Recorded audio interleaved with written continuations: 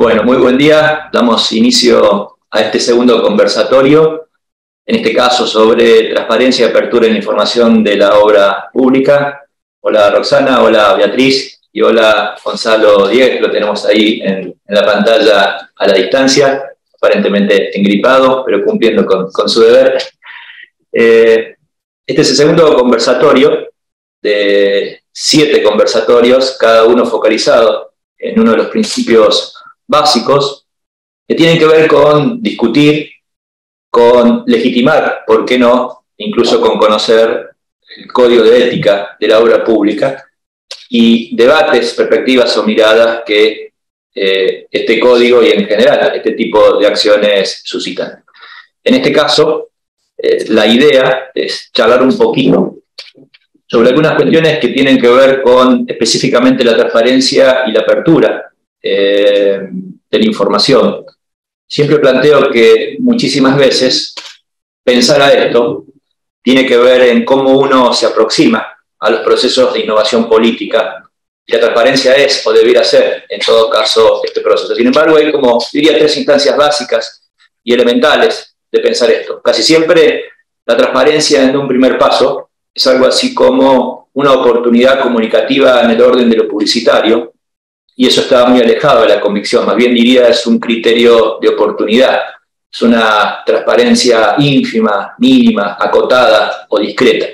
Luego, cuando uno piensa la transparencia asociada a la gestión, literalmente encara el proceso cercano a la mirada de la transparencia como un servicio que generalmente el gobierno presta a la ciudadanía o que en todo caso enriquece la visión ciudadana, y una tercera instancia que piensa la transparencia como un proceso de innovación. Es sumamente interesante porque no te hace mejor evaluado ser transparente. Tiene que ver con la convicción de creer que son mejores políticas públicas, que se crea ciudadanía, que se hace pedagogía, que uno puede ser escrutado precisamente por la ciudadanía, ¿sí? Entonces, esto es interesante. Acercarse a la idea de transparencia, entendiendo que hay resultados positivos, evidentemente, para la gestión, pero también para la ciudadanía, para la generación de un clima político distinto, de una cultura política más que clima, pensando en el largo plazo. Así que de esto un poco va a tratar la charla de hoy. Si les parece, veamos un video que ha preparado el Ministerio de Obras Públicas como primer paso. Creamos el primer código de ética del Ministerio de Obras Públicas, sus organismos descentralizados y empresas. Cuenta con 7 principios éticos que plasman los valores que rigen el accionar del MOP. Conozcamos el principio de transparencia y apertura de la información. Toda la información del Estado es pública. Es por ello que en el Ministerio de Obras Públicas promovemos la transparencia institucional y garantizamos la mayor difusión posible de información en formato de datos abiertos. ¿Cómo se traduce el principio de transparencia y apertura de la información en nuestras prácticas cotidianas? Por ejemplo, si recibís un pedido para responder una solicitud de información, colabora en el proceso y ofrece toda aquella información que pudiera resultar pertinente lo antes posible.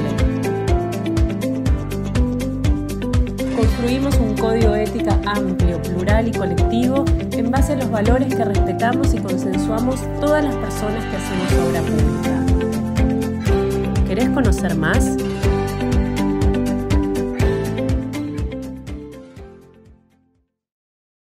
Bueno, continuamos entonces la modalidad. Vamos a hacer un poquito con alguna dinámica distinta a una exposición.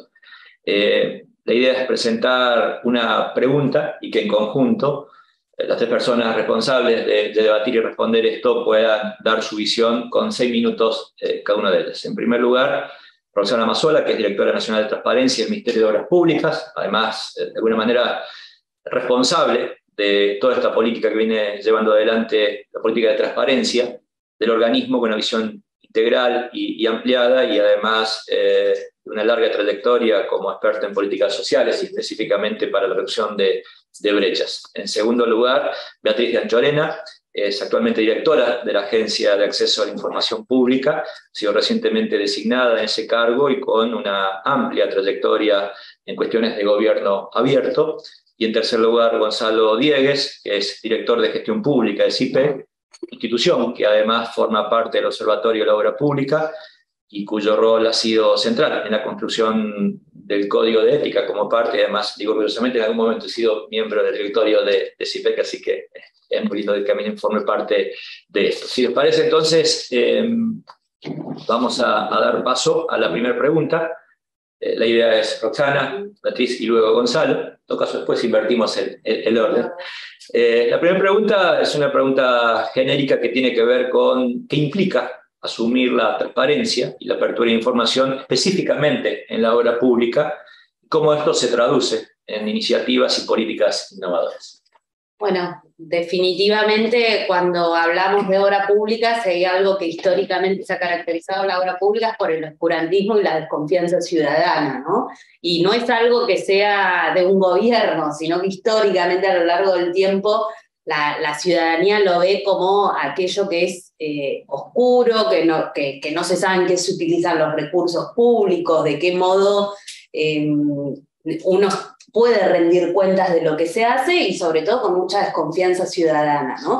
Entonces, asumir el desafío de introducir todo el conjunto de políticas de transparencia en un ministerio como Obras Públicas es un desafío grande porque te pone al reto de, bueno, cómo generamos confianza ciudadana, cómo rendimos cuentas ante la ciudadanía, cómo mostramos con hechos muy concretos que hay una decisión política de avanzar sobre la transparencia, ¿no? Muchas veces por ahí lo charlábamos en otros espacios con Mario y decíamos, bueno, la transparencia no es algo que se declama, sino que tiene que mostrarse con un conjunto de políticas. Entonces, eso ha sido un reto fuerte, pero también ha estado la definición política tanto por parte del ministro, Gabriel Gato Podés, desde el momento uno, de que sea uno de los ejes transversales a toda la gestión y que sea un vector a través del cual nosotros lo concretemos con una batería de políticas. Por eso se armó un área específica de transparencia con 2 direcciones a cargo para tener una estructura que institucionalice y cambie el proceso de transparencia con la mirada particular que tenemos, que no es solo la transparencia ligada a lo clásico de integridad, diríamos, como políticas, que en parte es el código de ética, pero no es lo único, sino que es una batería de políticas que hemos puesto en marcha, no solo en términos de la institucionalidad, sino en términos de cómo abordamos todo el ciclo de la política pública, mejorando los procesos de toma de decisiones, para que esto no sea de forma discrecional. Por eso creamos el programa de monitoreo y evaluación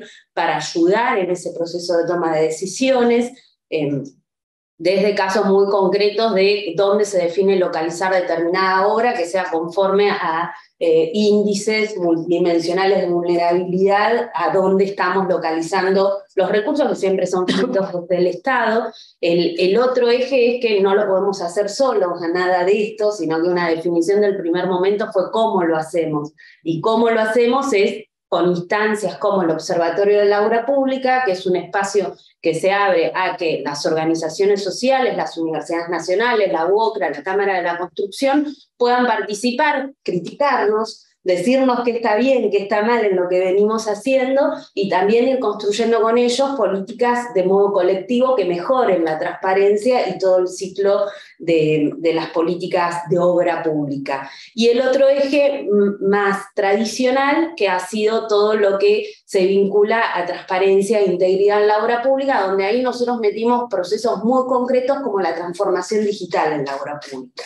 Nosotros teníamos un debe, cuando ni bien se llegó a la gestión, de partir de un piso muy incipiente en términos de ni siquiera sabíamos cuál era el conjunto de obras que había en el Ministerio de Obras Públicas. Entonces se hizo todo un proceso de trazabilidad de información interna que participan todas las áreas del organismo, donde todo eso después se disponibiliza a la ciudadanía a través de la plataforma Mapa Inversiones, que permite que cualquier ciudadano pueda saber dónde están localizadas las obras, cómo viene la ejecución de esos recursos. Entonces, ha sido un desafío y es un reto continuo cómo continuamos posicionando una política de transparencia dentro del Ministerio de Obras Públicas y al mismo tiempo teniendo que desarrollar dispositivos innovadores, porque en general la transparencia es entendida más con su carácter punitivo, su carácter de control, y no con una mirada como la que tenemos nosotros, que necesitamos hacer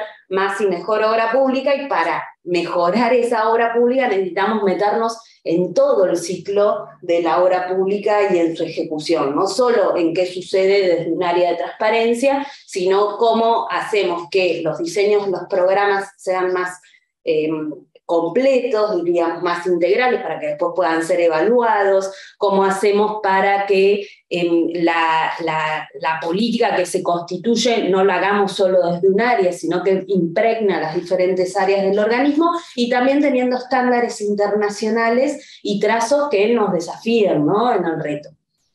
Políticas innovadoras, podría ser el Código de Ética es una de ellas, pero no es la única de estas, por el proceso de construcción colectiva que se tuvo. También el Observatorio de la Obra Pública es una política innovadora, porque siempre se habla de participación ciudadana y de control, pero nunca se determina de qué modo puede generarse una metodología de participación y de trabajo conjunto con los actores no gubernamentales. Así que es un reto definitivamente para la obra pública meterse con el tema de transparencia, ¿no? Genial, Beatriz. Bueno, primero, muchas gracias Roxana y Mario por la invitación, los saludo a Diego también. Desde la Agencia de Acceso a la Información Pública, nosotros tenemos el desafío de fortalecer las políticas de transparencia en todo el Estado nacional. Básicamente, la agencia hoy es autoridad de aplicación de la Ley de Acceso a la Información Pública, autoridad de aplicación de la Ley de Protección de Datos Personales, pero también tiene un rol de órgano rector y de órgano que acompañe la implementación de las políticas, que evalúe la implementación de las políticas, y en ese sentido a mí me parece clave que también en conjunto, porque construir transparencia es un trabajo colectivo, además de un mandato de nuestras democracias, para poder brindarles a nuestros ciudadanos y ciudadanas una mejor calidad de vida y que sepan cómo se producen y cuáles son las políticas públicas que hace el Estado. Pero en este trabajo conjunto con los organismos, a mí me parece que es muy importante ponernos de acuerdo en el significado de las cosas, ¿no? Y cómo entendemos la transparencia, y cómo entendemos la transparencia como una dimensión sustantiva de la gestión pública en todo el ciclo de las políticas, ¿no? Que no sea un compartimento estanco en el cual ponemos el cumplió o no cumplió como un paso burocrático más, podemos decir, sino que realmente esté presente en la toma de decisiones cómo le comunicamos y cómo le mostramos a la ciudadanía lo que está haciendo el Estado. Y en este sentido, a mí me parece que es importante pasar de una visión como más normativa, ¿no?, y de control, que vos algo dijiste, Roxana, de por ahí control de la conducta de los funcionarios y funcionarias, a una mirada más estructural y relacional, ¿no? Generalmente, bueno, la transparencia también se relaciona con un campo de trabajo que tiene que ver con las políticas anticorrupción. Realmente la corrupción tenía una mirada puesta sobre el Estado, y me parece que tenemos que pasar a tener una mirada más relacional del concepto, y que también podamos encontrar allí formas de fortalecer el Estado, de prevenir la captura de la decisión pública y de poder construir autonomía. Es decir, que las políticas públicas no sean un simple reflejo de los lobbies más importantes, y esto también me parece que es importante para un ministerio como Obras Públicas, que tiene una interacción público-privada muy fuerte, y por eso me parece muy interesante, y conozco muy de cerca el trabajo que viene haciendo Roxana y la Dirección Nacional de Transparencia. De hecho, antes de estar en la Agencia de Acceso a la Información Pública, como subsecretaria de Fortalecimiento Institucional, acompañamos la elaboración del Código de Ética, que también es un ejemplo de un trabajo colectivo y de esta relación público-privada, ¿no?, que se establece a través del observatorio, que es un instrumento concreto de participación ciudadana, que también es el tipo de iniciativas que la agencia impulsa, ¿no? Cómo lograr una gestión pública transparente en todas sus dimensiones, y cómo impulsar una participación pública, una participación ciudadana o social genuina, ¿no? Entonces, el Código de Ética, que arrancó allá como pensando en un acuerdo, cómo hacemos un acuerdo de reglas de juego y de direccionamiento estratégico para tener más y mejor obra pública. Sabemos que la obra pública es clave en un proceso de desarrollo y necesitamos generar esa confianza ciudadana, ¿no? Para mí lo más importante de la transparencia tiene que ver con este concepto de confianza, que yo muchas veces lo resumo en uno de los ejes de nuestro trabajo que tiene que ver con el contrato social ciudadano, ¿no? Bueno, ¿qué dispositivos de diálogo y de ida y vuelta con la ciudadanía podemos generar? ¿Qué espacios de confianza? ¿Cómo le contamos al ciudadano qué hace el Estado? Y desde la agencia nosotros evaluamos y le damos seguimiento a un capítulo que se llama Transparencia Activa, que tiene en la ley propiamente un montón de ítems, de los cuales los casi 200 sujetos obligados tienen que hacer transparente y comunicar a la ciudadanía.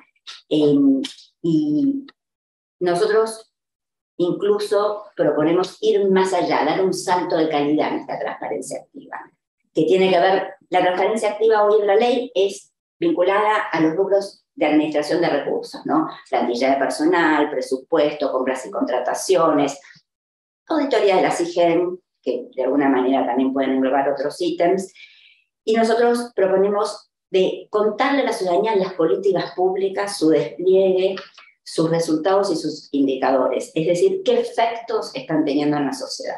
Entonces, me parece que las políticas de transparencia son un campo de trabajo propio, digamos, cada vez más constituyen un campo de trabajo dentro del amplio espectro de lo que son los estudios sobre políticas públicas, y tenemos que vincular esas políticas de transparencia con los resultados concretos y con los efectos, porque lo que acá necesitamos es que el Estado gane legitimidad. Realmente, para poder liderar un proyecto de desarrollo, necesitamos fortalecer el Estado, y para fortalecer el Estado, nosotros creemos que es importante fortalecer las políticas de transparencia. Gracias, Beatriz. Gonzalo, tu turno. Bueno, buen día, Mario, buen día, Roxana, y buen día, Beatriz. Un gusto saludarlos. Estoy bajo los influjos de paracetamol y pseudoefedrina, así que tomen en consideración con algunos aspectos. No, de verdad me hubiese encantado estar ahí, pero la verdad que no me siento muy bien. Por un tema preventivo, estaba pensando que un primer aspecto a señalar o a destacar, respecto a tu pregunta, Mario, tenía que ver con esto, ¿no? Buena parte de la estrategia de diseño e intervención que tuvo el Ministerio de Obra Pública lo hizo en un contexto de pandemia. Y me permito subrayar eso. Espero no estar afrontando nuevamente otro caso de COVID, pero digo, me permito subrayar eso porque probablemente haya una serie de lecciones aprendidas o de enseñanzas en torno a cómo se trabajó en un contexto muy particular, diría inédito, ¿no? Para las organizaciones, tanto públicas como privadas, pero para el sector público en particular, con una serie de características muy puntuales.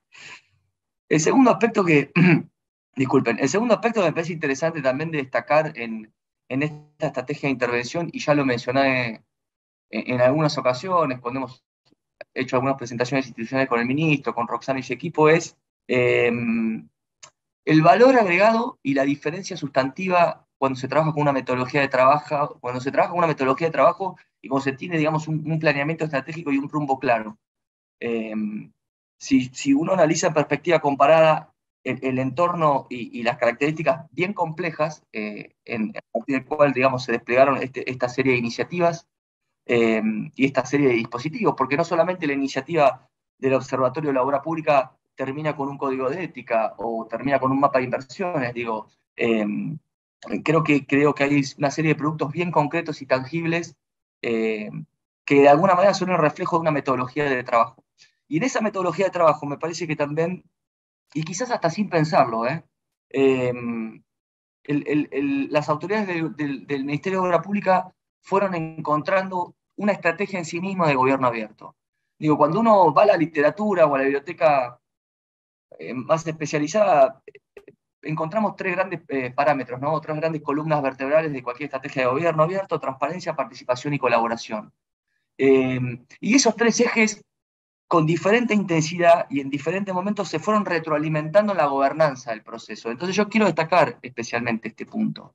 ¿Y por qué digo esto? Porque vincularse con el ecosistema de actores de la obra pública, como decía Roxana y como también planteaba Beatriz, supone un camino espinoso, ¿no? Tomando en cuenta la historiografía política también, ¿no? Digo, supone muchas veces estar muy cerquita de ciertos conflictos de intereses o de ciertos potenciales conflictos de intereses, y en ese sentido, la gobernanza del proceso con un ecosistema de actores tanto públicos como privados, el Colegio de Ingenieros, la UOCRA, la Cámara de Construcción, pero también otros organismos del ecosistema público que se vinculan directa e indirectamente con la obra pública, son también los beneficiarios directos e indirectos de esta estrategia de intervención. Entonces, de alguna forma, de alguna manera, y quería hacer hincapié en el último punto, que es quizás el código de ética, como un reflejo bien puntual o específico, pero no el único, como mencionaba Roxana anteriormente. Digo, si uno lo mira retrospectivamente, no sorprende la labor y los productos alcanzados. Digo, no sorprende porque de alguna forma fuimos co-creando e interactuando de una manera cada vez más intensiva y cada vez más colaborativa, más allá de estas palabras que por ahí suenan muy lindas en el plano abstracto, ¿no? Pero que después, a la hora de llevar a la práctica la gestión pública, son bien complejas. Por eso yo, de nuevo, quiero destacar, por un lado, el contexto. Hicimos la mayoría de las reuniones virtuales y hubo productos concretos, y digo, y un valor agregado sustantivo y aportes concretos de los distintos actores, tanto del sector público como del sector privado. ¿Es esto una innovación en el sector público? Yo creo que sí, creo que el sector público innova mucho más todavía, pero a veces creo que este tipo de iniciativas son bien interesantes de visibilizarlas mucho más, porque detrás de esto me parece que lo que encontramos son capacidades estatales instaladas, y a quienes nos gusta, digamos, estudiar las políticas públicas vinculadas al Estado, es algo que nos reconforta, por otro lado, ¿no? Cuando el Estado muestra que puede hacer las cosas y que las puede hacer bien. Hay una vieja pregunta, o una pregunta que se hacía en algún momento un autor que decía, ¿cuándo innova el Estado? ¿Cuando se encuentra frente a nuevos problemas o cuando encuentra nuevas soluciones a viejos problemas? Y yo creo que en este juego de palabras, con esta retórica, el Ministerio de Obra Pública supo conjugar de manera muy, muy inteligente y muy estratégica esas dos preguntas, ¿no? Enfrentarse a nuevos problemas, estamos frente a la pandemia, pero también encontrar nuevas soluciones a problemas viejos. Y eso lo llevó a innovar. Quizás de manera más reactiva en algunos casos, quizás de una manera más proactiva en otros, pero lo llevó a innovar. Y quiero destacar este último punto. Roxana planteaba hace un ratito el tema de la digitalización de procesos, punto clave de cualquier estrategia de gobierno digital. Pero yo quiero subrayar esta idea de que cuando el Estado innova no lo hace solamente a través de incorporación de tecnologías de información y comunicación. Digo, digitalizar procesos es digamos, un punto innovador, pero no se agota ahí. Y creo que, de nuevo, esta metodología de trabajo y la gobernanza del proceso son dos innovaciones bien interesantes para subrayar. Ojalá podamos, entre todos los actores participantes del sector público y privado, sistematizar esta experiencia. Porque muy probablemente una de las lecciones aprendidas, o quizás uno de los deseos que uno toma a partir de sistematizar esta experiencia, es promover su replicabilidad en otros ámbitos. ¿Por qué otros ecosistemas del sector público no pueden desplegar una estrategia de trabajo similar a la del Observatorio de la Obra Pública en los distintos productos que viene generando y que, bueno, tiene como desafío de cara a los próximos 2 años, y que entiendo que va a ser parte de la segunda pregunta, si no me equivoco, y si no es parte del paracetamol, así que tengo buenas excusas para ello. Muchas gracias. Vamos entonces a la segunda parte. Si te parece, vamos a alterar el orden. Beatriz, Gonza y Roxana. La segunda parte tiene que ver con, diría, 3 ejes centrales. Desafíos, por un lado, lo medible, por otro lado, y el rol de la comunicación, ¿no? Es decir, contaba a Roxana que siempre me impactó el eslogan de Coneval, la Agencia de Evaluación de Políticas Preferentemente Sociales de México, cuyo eslogan institucional es: todo lo que no se mide no se puede transformar. Y la verdad es que es interesante esto, porque una cosa es que uno tenga metas y otra cosa es que carezca de datos o de evidencia empírica, de ver cuánto se está aproximando a esas metas o qué está logrando en el proceso, aunque las metas no acaben nunca y se vayan corriendo, ¿no? Beatriz. Bueno, desafíos. Para mí dos claves, uno más general y otro bien específico. Un desafío, digo, el tema de capacidades estatales es, lo dijeron recién, es un desafío permanente, ¿no? ¿Cómo fortalecemos las capacidades estatales y cómo ese fortalecimiento de capacidades estatales se va adaptando a las diferentes situaciones y a los diferentes conflictos que se presentan en la producción de las políticas públicas.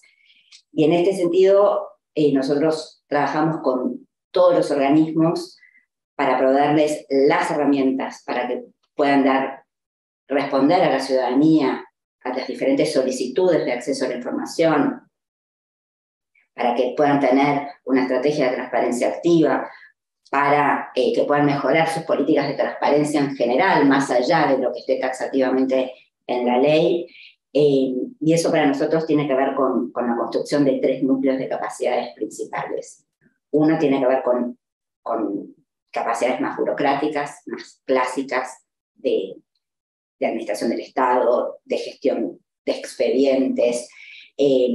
Otra tiene que ver con esta capacidad relacional, que los organismos puedan entablar relaciones con el ámbito no estatal y que puedan de alguna manera compatibilizar la racionalidad más burocrática con la racionalidad ciudadana o de la demanda ciudadana, ¿no?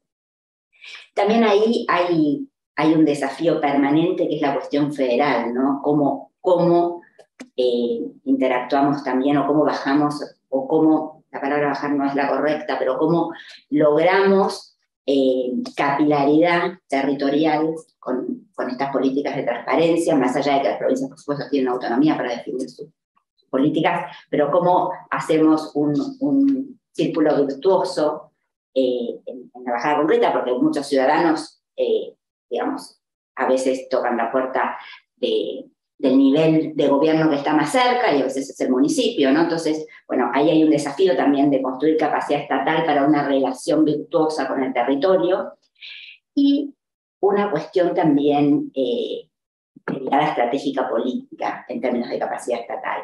Es decir, cómo los organismos le pueden dar a las políticas de transparencia, a las políticas de acceso a la información, también una mirada político-estratégica para apuntalar o determinados conflictos de política pública o generar insumos para mejorar algunas políticas públicas. Y ahí siempre hay, con la evaluación y con la medición, digamos, una frontera muy fina. A mí me parece que, digamos, tenemos que hacer un esfuerzo bien importante para construir y consolidar los procesos de planificación, monitoreo y evaluación, que, como dijo Diego recién, es digamos, una metodología de trabajo es fundamental para orientar, pero además es fundamental para que las decisiones políticas sean informadas y sean con evidencia. Entonces, tener buenos procesos permiten poner sobre la mesa buenos datos para el mejor diseño de las políticas públicas. Después, el diseño de las políticas públicas tiene un ámbito de interacción política que va a dialogar con la técnica, pero también tiene su propia racionalidad, ¿no? Esta tensión siempre entre la política y la administración está bien presente y es para mí uno de los desafíos más importantes que tenemos para que se hagan realidad las diferentes políticas que se van proponiendo en los diferentes ministerios, agencias, etc. Así que para mí de la construcción de capacidades estatales el mayor desafío es la capacidad técnico-política, claramente, y algo de la capacidad relacional, ¿no? Para interactuar con actores no estatales y darle carne y efectividades conducentes a este gran título de participación ciudadana que siempre ponemos sobre la mesa.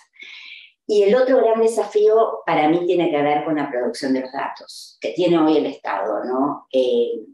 Poder producir datos que sean de calidad, trazables, que sean medibles, que las diferentes bases de datos puedan interoperar, que los datos que se producen en el campo de una política pública va a servir para diseñar otra política pública y por lo tanto esos datos tienen que circular, pero además tienen que tener la seguridad, a veces la anonimización suficiente,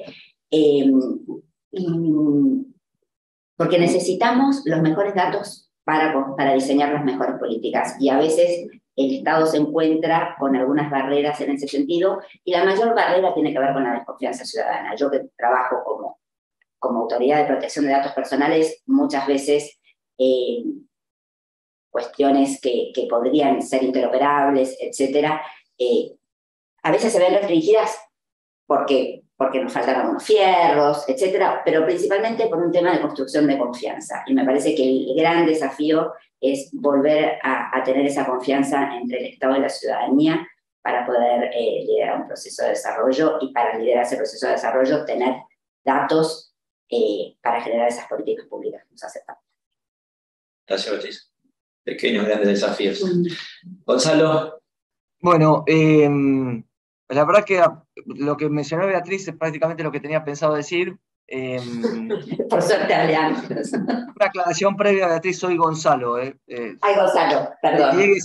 Diegues igual etimológicamente es hijo de Diego, así que es como mi alter ego. No, a mí me parece que lo que señala Beatriz es un punto clave en materia de capacidades estatales, no solamente para el Ministerio de Obra Pública, digitalización de procesos, trazabilidad, interoperabilidad y sobre todo calidad de la información, no allá de los datos. Digo, el Ministerio de Obra Pública es un gran productor de datos, pero ya está en condiciones de construir y producir información de gestión. Y eso ya supone otro desafío para la política pública. No analizar solamente el resultado, sino el impacto. Y sobre todo, subrayar algo que mencionó Beatriz en algún momento de su locución, que es fortalecer de esa manera el ciclo de evaluación de las políticas públicas, ¿no? Porque en Argentina la evaluación de impacto de las políticas públicas tiene, digamos, una agenda bien desafiante todavía por recorrer. Entonces, para complementar un poco y no reiterar, yo sumaría quizás dos puntos más de desafíos. El primero, quizás nuevamente vinculado al Código de Ética. Digo el Código de Ética porque el organigrama del Ministerio de Obra Pública, no sé digamos, si lo pudieran pegar entero en la pared que está detrás de ustedes, ¿no? Es un organismo, tiene un andamiaje organizacional y una estructura organizacional muy amplia y muy heterogénea. El Ministerio de Obra Pública tiene a cargo desde organismos descentralizados, más de 7 organismos descentralizados como el Instituto del Agua, hasta 2 empresas de propiedad estatal, como Corredores Viales o AISA. Entonces, digamos, la naturaleza de distintas políticas públicas que están bajo la órbita del Ministerio de Obra Pública, creo que supone todo un gran desafío esa estrategia de sensibilización y capacitación, o de estrategia de abordaje del Código de Ética, ¿no? Cómo lograr ahora que ese Código de Ética se internalice en un ministerio que es muy amplio, muy diverso y muy heterogéneo. Y creo que ahí también haría un doble clic en ese desafío, porque en buena medida yo entendía que también ese Código de Ética es una suerte de innovación en el ecosistema público estatal, y de nuevo, promover esa replicabilidad en otras áreas del Estado, creo que es un desafío bien interesante, pero de nuevo creo que hay buenas lecciones aprendidas y enseñanzas para sacar de ahí. Y el otro punto, y sobre todo por los tiempos también, ¿no? Digo, tomando en consideración que el Ministerio de Obra Pública diseñó y creó el Código de Ética, y tiene este año y parte del año que viene para lidiar, digamos, con esos tiempos que parecen un tanto apremiantes.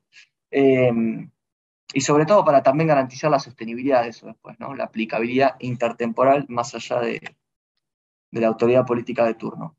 El segundo punto, que quizás también se me ocurre puede estar vinculado con algo que señalaba Beatriz. Yo por lo menos estaba escuchando muy atentamente, Beatriz, lo que vos planteabas, y la verdad que no podría estar más de acuerdo, es en esto de compilar y sistematizar datos y crear información de gestión y promover confianza ciudadana o legitimidad en el accionar estatal. Creo que el Observatorio de la Obra Pública, de nuevo, con su metodología de trabajo y con su gobernanza de interacción, puede ser un muy buen insumo para sofisticar otros dispositivos de transparencia activa en materia de lo que plantea la Ley de Acceso a la Información Pública, como así también de la Ley de Responsabilidad Penal de Personas Jurídicas, digamos. Dos marcos normativos muy concretos para promover cuestiones vinculadas a transparencia e integridad. Y creo que también el desafío, probablemente para nutrir la interoperabilidad y un círculo virtuoso que tiene el Ministerio de Obra Pública en esto de crear datos y producir información de gestión fehaciente, fidedigna, es nutrir a otros actores del ecosistema público estatal de rendición de cuentas y transparencia. La Agencia de Acceso a la Información Pública, la Oficina Anticorrupción, la CIGEN. Creo que de ese punto de vista, no sé si desafíos, pero sí probablemente metas que serían muy interesantes de alcanzar y mostrar de cara a lo que viene. Esas eran las dos observaciones que tenía para hacer. Muchas gracias.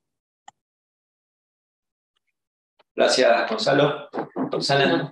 Ahí Gonzalo nos sumó varios temas a la planificación que venimos teniendo.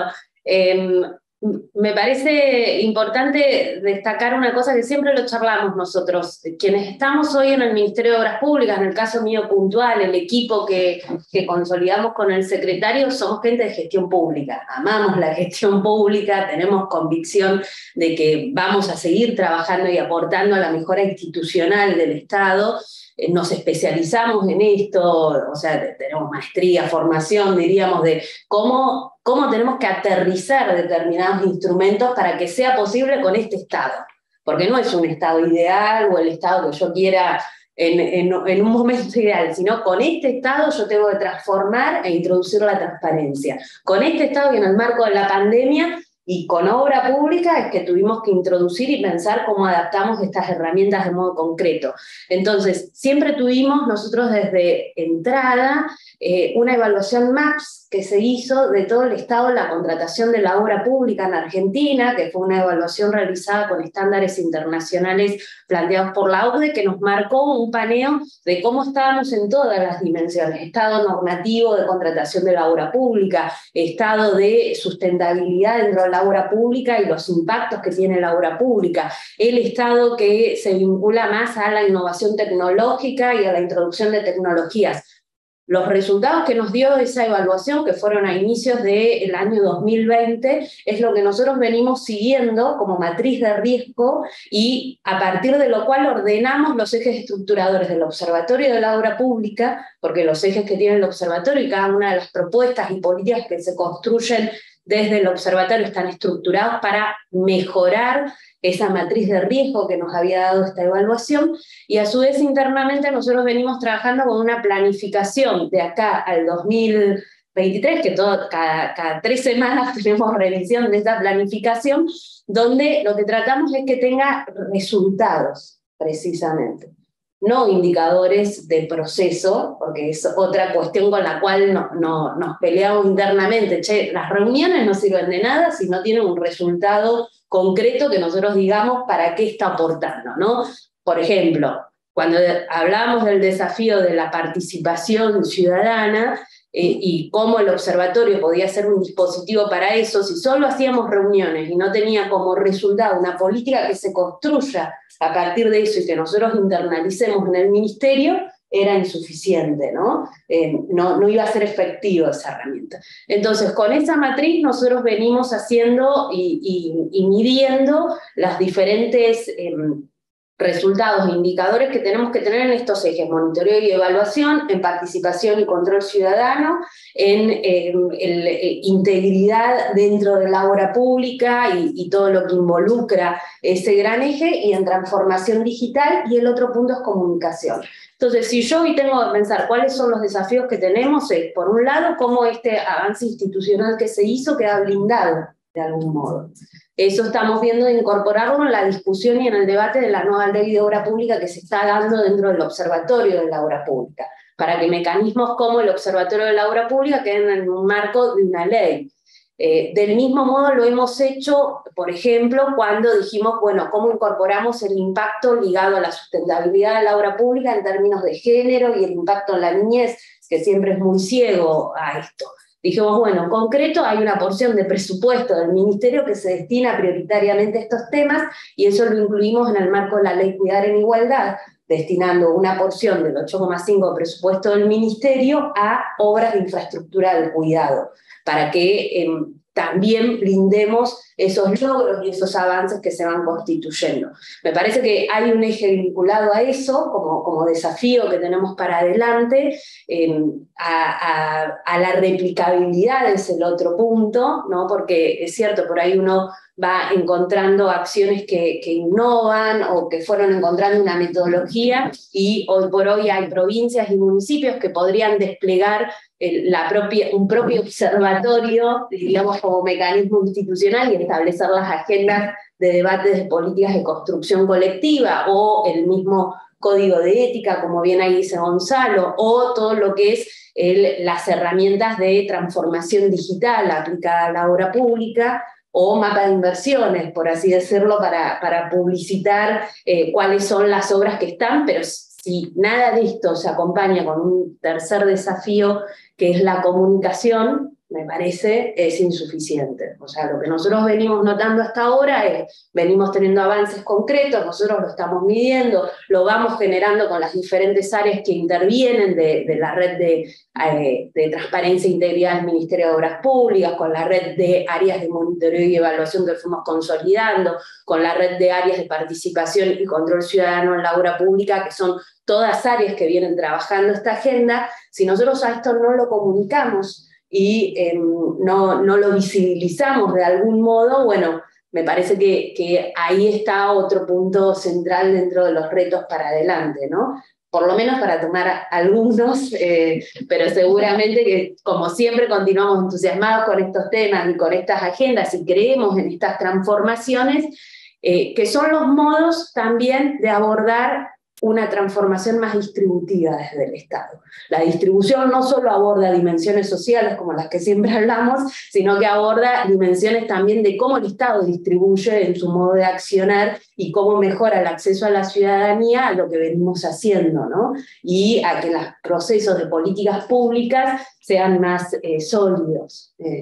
Pero bueno, diría, hay varios desafíos y el debate es interesante. Bueno, gracias Roxana, gracias Beatriz, gracias Gonzalo. Esto no pretende, a modo de cierre, ser una síntesis, mucho menos, pero sí he tomado, robado y quizás hasta interpretado subjetivamente varios elementos. Yo cuento una anécdota, como quizás en mi sesgo de la comunicación política. Uno de los libros clásicos probablemente sea uno de los manuales que todavía se sigue usando en el diseño de políticas públicas, que es el libro Las políticas públicas de Menis Zenin. En un libro de 400 y tantas páginas solamente hay una dedicada a comunicación. Y en realidad esto también es interesante porque antes se miraba al diseño de políticas públicas de una perspectiva más bien de corte técnico, casi diría un proceso estratégico, y no es que no se pensaba la comunicación, no se pensaba la legitimidad, que es el concepto más importante. De hecho, en términos de políticas públicas, la legitimidad, la legitimación, como me gusta mejor decir, de las políticas públicas, es quizás el área más innovadora, ¿no? Y que más toca a la ciencia política con la comunicación social, en este aspecto de la comunicación política preferentemente gubernamental. Algunas cosas importantes es que la transparencia es mucho más que un proceso burocrático, que obviamente lo incluye, es evidentemente relacional, y no lo hace un único actor, el Estado, independientemente de que sea un actor gestor, garante, ejecutor, coordinador o lo que fuere. Y esto implica la generación y dotación de capacidades hacia adentro y también hacia afuera, por lo tanto implica codiseño, cogestión y corresponsabilidad. Realmente los gobiernos muchas veces exigen corresponsabilidad, pero no incluyen ni el codiseño ni la cogestión, así que de verdad implica un proceso ciertamente de relativa autolimitación, y en la creencia de que es virtuosa ese concepto de autolimitarse, ¿no? Si se quiere, no es más ni menos que un principio republicano, pensar en límites que la propia institucionalidad exija o promueva, ¿no? Que vaya mucho más allá de la visión punitivista, ¿sí? Que implica una batería de políticas, no es un hecho puntual. De hecho, antes había política de transparencia, y en realidad creo que la síntesis de las 3 exposiciones o los 3 diálogos tiene que ver con la transparencia transversalmente a todas las políticas, que es distinto, ¿no? Es una mirada realmente interesante y que pareciera ser sin límites, pero en realidad es eso, es cuando se convierte en un principio de gestión que en parte obliga, exige mejores políticas públicas, porque transparenta, visibiliza y expone datos, ¿no?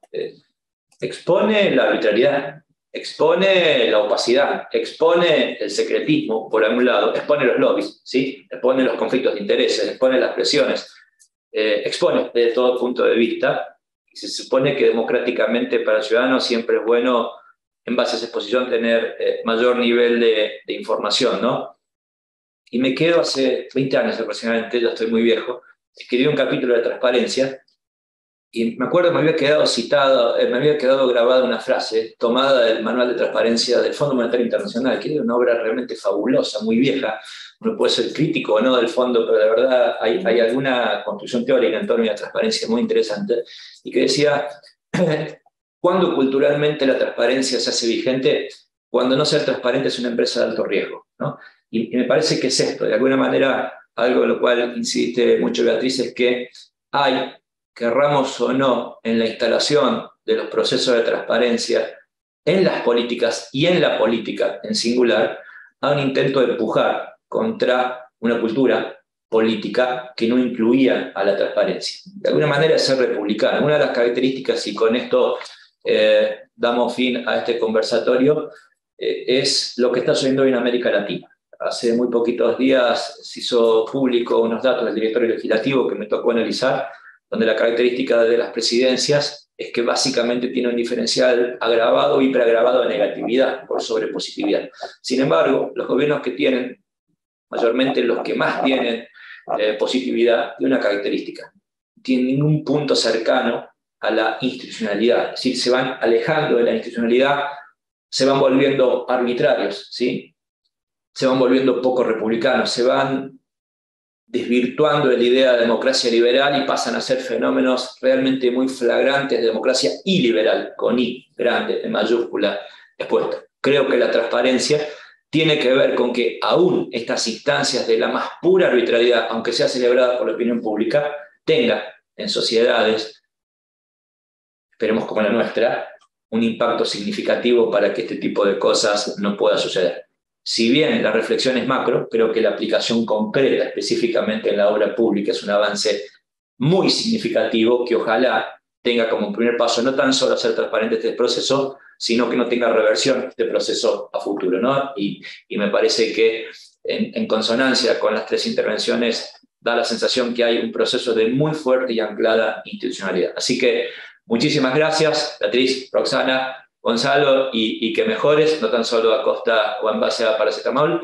Gracias a ustedes por lo que estábamos viendo. Hay personas que están representando a la mitad de las provincias del país y que se interesan en temas de transparencia. Creo que ya es un salto cualitativo, ¿no? En términos de cómo va impactando esto que tiene que ver con transparencia. Este es el segundo ciclo de 7, así que en la misma hora y en el mismo canal, en el primer viernes del próximo mes, habrá otro principio debatido en un conversatorio. Muchísimas gracias.